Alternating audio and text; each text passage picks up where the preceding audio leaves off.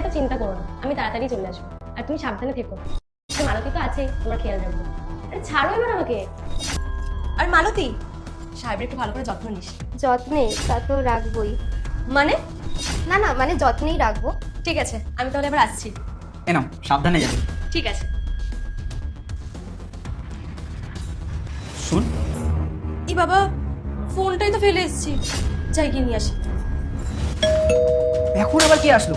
এক কাজ কর, তুই পর্দার পিছনে গিয়ে লুকিয়ে যা। আরে যা।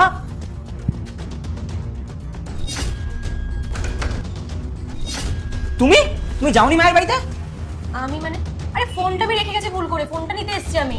ও আচ্ছা, তুমি এখানে দাঁড়াও, আমি এনে দিচ্ছি। ঠিক আছে। আরে পর্দার পিছনে মনে হচ্ছে কেউ লুকিয়ে আছে। হ্যাঁ তো, পা দেখা যাচ্ছে। তার মানে আমার পিঠ পিছে ও কোনো মেয়েকে ঘরে নিয়ে আসছে। আমাকে হাতে নাতে ধরতেই হবে।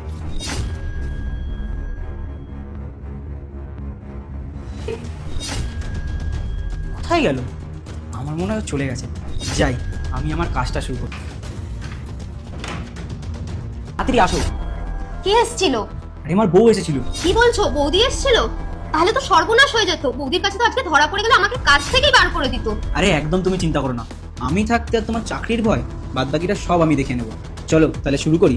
না না, আমার ভয় লাগছে। আরে ভয় কিসের? এই রুমে আমি আর তুমি ছাড়া কেউ নেই। চলো স্টার্ট করি।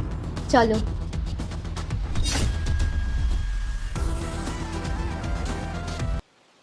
মাকে ভালোবাসলে সাবস্ক্রাইব করুন আর বাবাকে ভালোবাসলে লাইক করুন। ও আচ্ছা, তার মানে তুমি শেষ পর্যন্ত রাহুল। শ্রুতি, তুমি এখানে কি করছো? কি হচ্ছে না এগুলো? আরে কিছু না। দ্বিতীয় পর্ব দেখতে এখনই সাবস্ক্রাইব করুন। পরের অংশ খুব শিগগিরই আপলোড করা হবে, মিস করবেন না।